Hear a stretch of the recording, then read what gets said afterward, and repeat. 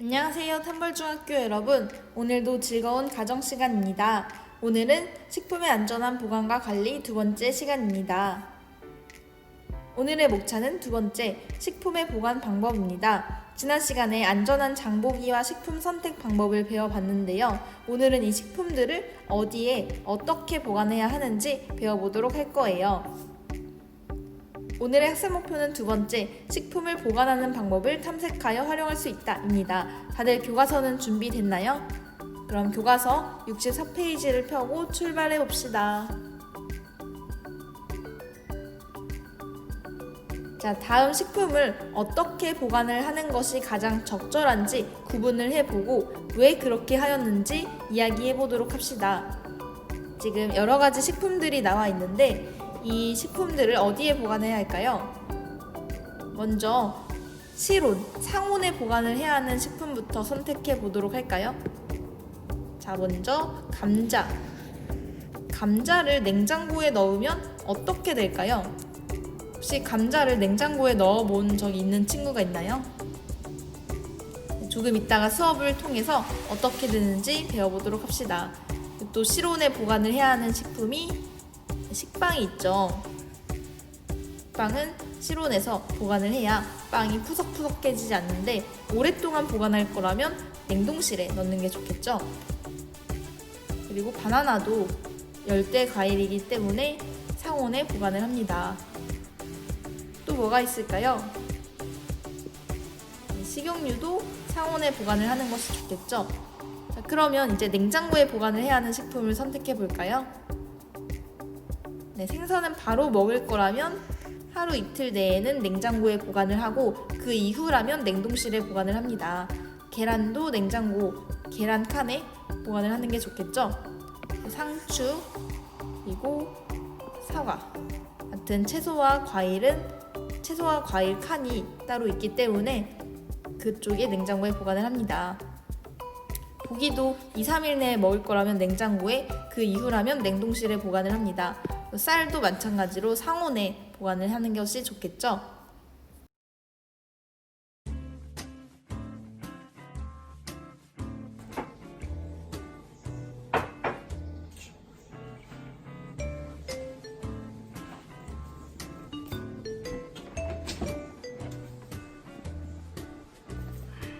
이거 이렇게 보관하면 어떡해.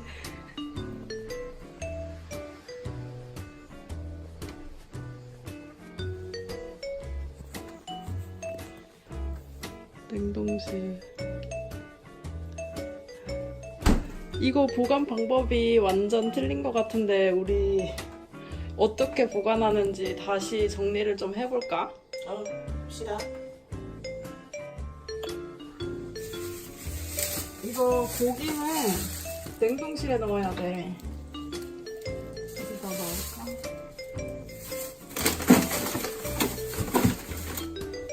고기 냉동실에 넣어야 되고,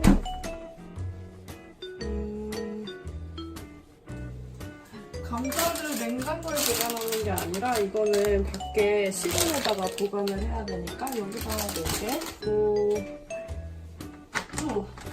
이거는 냉동식품. 여기 써있잖아. 냉동 보관 해야 돼. 얘도 여기다 넣을게. 그 다음에 오일은 어디다 보관해야 될까? 냉동 보관? 냉동? 아닌가? 어디? 냉동은 냉동하면 냉장. 근데 날씨 너무 더워서 밖에서 너무. 얘는 실온에다가 보관해 놓고 써야 되는 거야.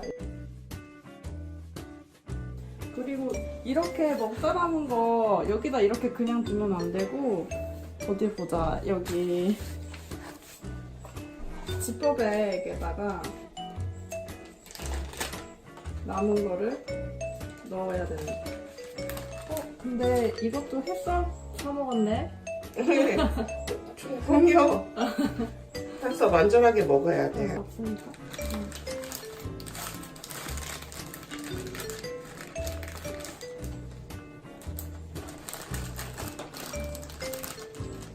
이렇게 해서 얘도 보면 냉동 보관이야. 아, 그렇네. 이렇게. 근데 제가 그 응. 과일 잘 보관했지. 여기 과일 박스 있는데네? 네. 맞아. 포도 잘 보관하고 있네. 포도는 진짜 잘 보관하고 있다. 이렇게 신문지나 종이에 싸서 보관하는 게 좋다고 하더라고. 이렇게 보관해서 먹으면 오랫동안 먹을 수 있을 거야. 네. 그리고 유제품 같은 경우에 이거 요거트인데 유제품 같은 경우에도 냉장 보관하는 게 맞아. 이것도 맞았어.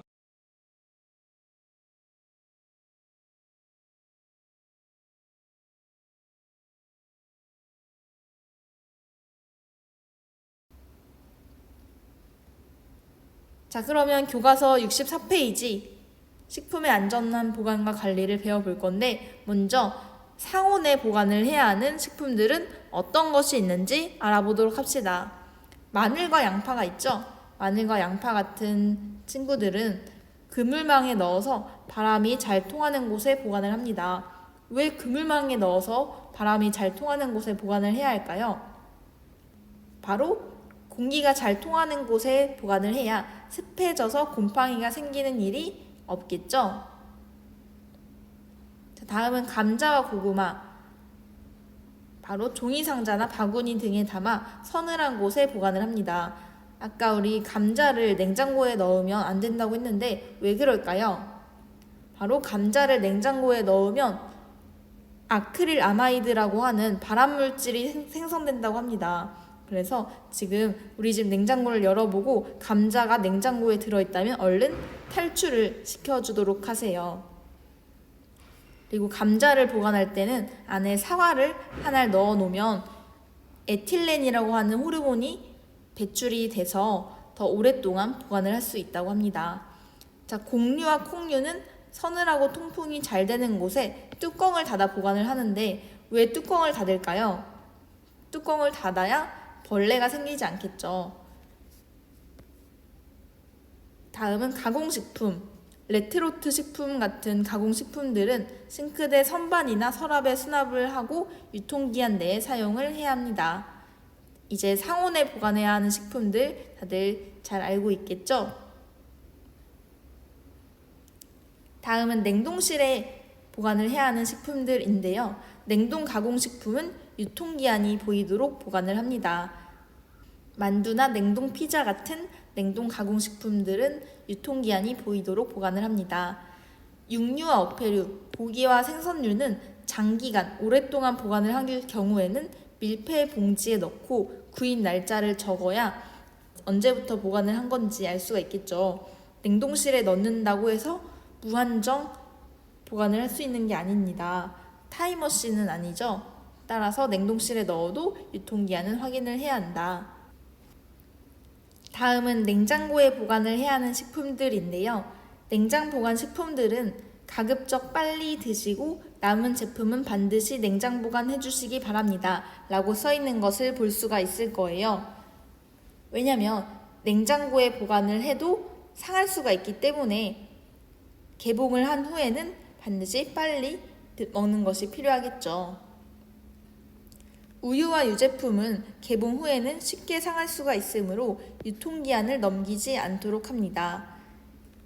채소류는 흙이나 이물질을 떨어내고 구입 날짜를 적어 보관을 하는데 채소류를 씻어서 물기가 있는 채로 보관을 하기보다는 씻지 않고 보관을 하는 것이 더 오랫동안 보관할 수가 있겠죠. 물과 음료수처럼 자주 섭취하는 식품은 냉장실의 문 쪽에 보관을 하면 더 편리합니다. 과일류는 비닐봉지를 제거한 후에 과일칸에 보관을 하죠.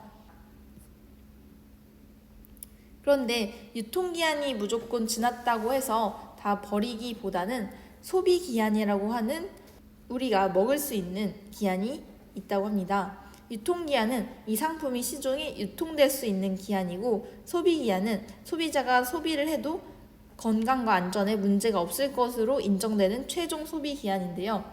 우유는 무려 50일 이상 유통기한이 지나도 먹을 수는 있다고 합니다.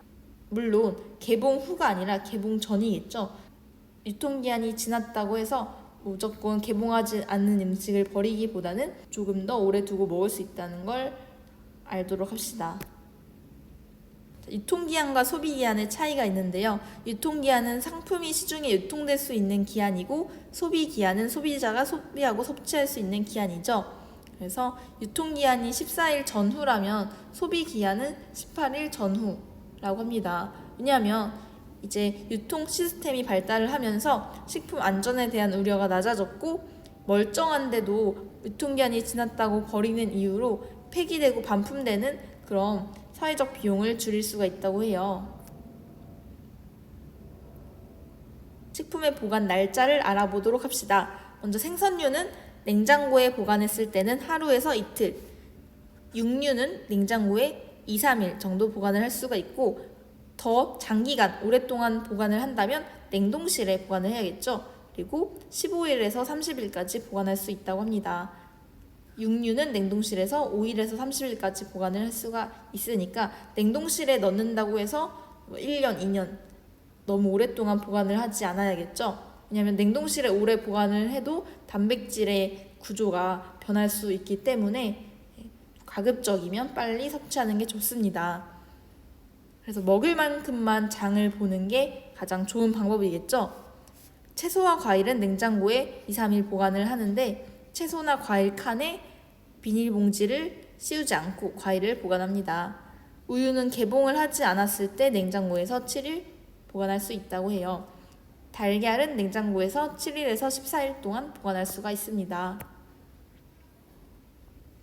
자, 그럼 오늘 우리가 배운 내용을 한번 정리해 보도록 합시다. 우리가 지난 시간에 식품 선택 순서를 배워봤는데요. 그렇다면 지금 나와 있는 식품들 중에서 가장 첫 번째로 구매를 선택할 수 있는 식품은 무엇이 있을까요? 바로 첫 번째는 라면이죠. 라면은 냉장고에 보관을 하지 않아도 되는 음식이기 때문에 가장 첫 번째로 보관을 합니다. 두 번째는 어떤 식품을 선택할까요?